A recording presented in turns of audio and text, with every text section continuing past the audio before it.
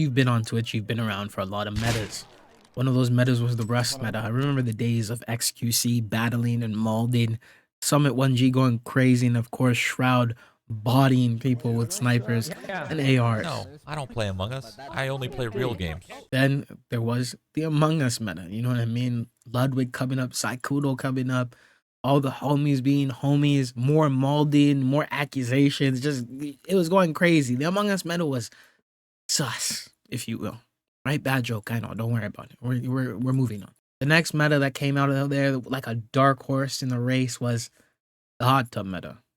That's right. I remember commenting on this meta, and I didn't think it was that crazy. Yeah, you have streamers buy kiddie pools or actually buy pools in bikinis and stuff like that, just streaming to their audience. And yeah, I knew it was mostly to promote their OnlyFans and for people to go to their Twitters and other platforms and stuff like that. But I didn't think it was that crazy. I thought it was more crazy that Twitch wasn't doing anything about it because, of course, the platform holds the power to do whatever they want to do on the platform and what they want to allow. Twitch maybe needed the ad revenue and the ad dollars that were coming in. They were broadcasting and blasting all over these Twitch channels. But you know what I mean? It was kind of taken care of where they moved them to a whole new category, hot tubs, pools, etc. I mean, and even through that meta was still crazy between the war of Indie Fox and Amaranth, where they battled so much that they sold out of inflatable pickles and bananas to sit on. Like, it was just insane lengths that these streamers went to in order to promote what they wanted to promote. But that was kind of like a domino in the whole line of things, because now threading the line has gotten so thin, it's kind of about to snap, because I don't know where this goes from here. Twitch, I will say, is starting to maybe intervene on this one, because I don't even think you can make another category for this unless you want to go completely plus section on this kind of thing, if you know what I mean.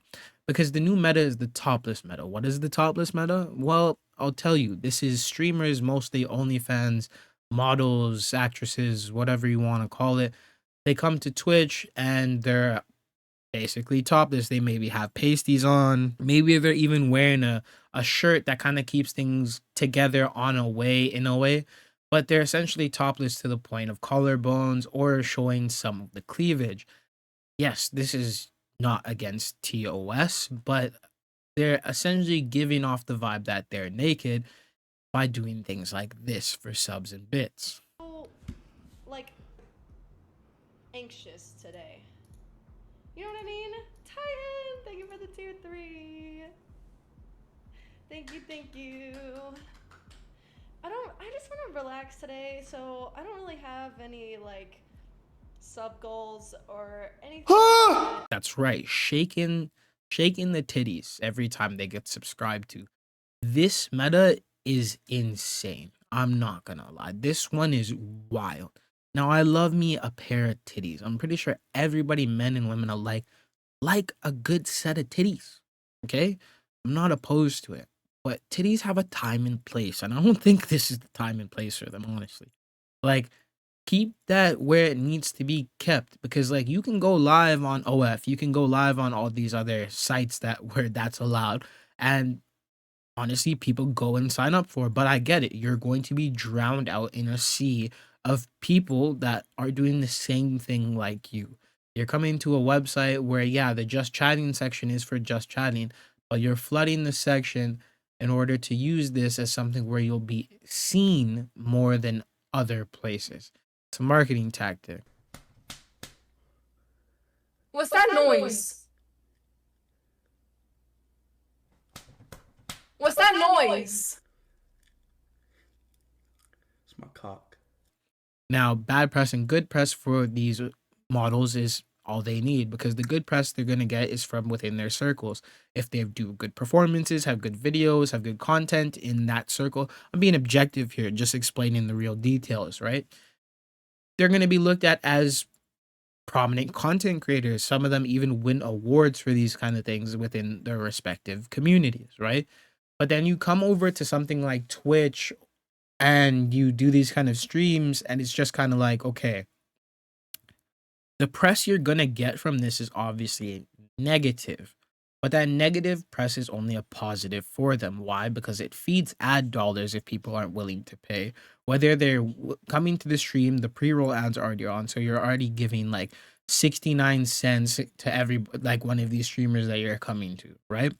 So it's just like you're giving them the ad dollars. Some of these people are giving them bits. Some of these people are giving them Prime subscriptions. Thank you for the tier 3. And some of these people are just subscribing tier 3, tier 2, tier 1 kind of thing. A lot of people will argue that there's kids on this platform watching this kind of stuff. And I will agree that's why I don't want this on the platform. It's just kind of insane. It's, like I said, threading the line to the point where it's going to snap. The straw that broke the camel's back, if you will, right?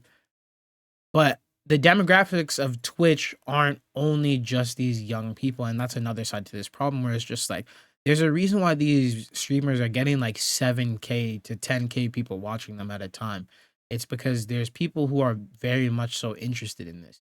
Yes, there's the demographics that lie because the percentages of kids who are there that are like 13 and under who are not reporting their age correctly, like obviously a lot of us did when we were younger, they're there too. So it's just kind of a mishmash of BS from the viewer side on that side, where it's just like, of course, the people who are spending 10K, 5K, 7K on these donations aren't young 15 to 18-year-olds because they don't have that type of money. I don't care if you're trying to argue rich parents or something like that, but it's just like there's people out there powering these kind of things as well, because if it wasn't lucrative, they wouldn't be doing it on the platform, but it still doesn't excuse them from doing this on the platform.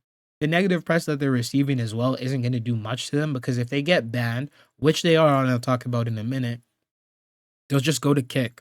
They'll just go to another platform because the platform wars is still going on, and they'll stream there and do the same thing there, maybe a little bit more crazy with a little bit more leniency depending on the TOS of those platforms and how they view certain creators or whatever, right? So it's just kind of a nightmare. But the thing that they're doing is getting ad dollars from Twitch, subs from Twitch, bits from Twitch, and Twitch kind of is only just starting to do something at the time of this recording.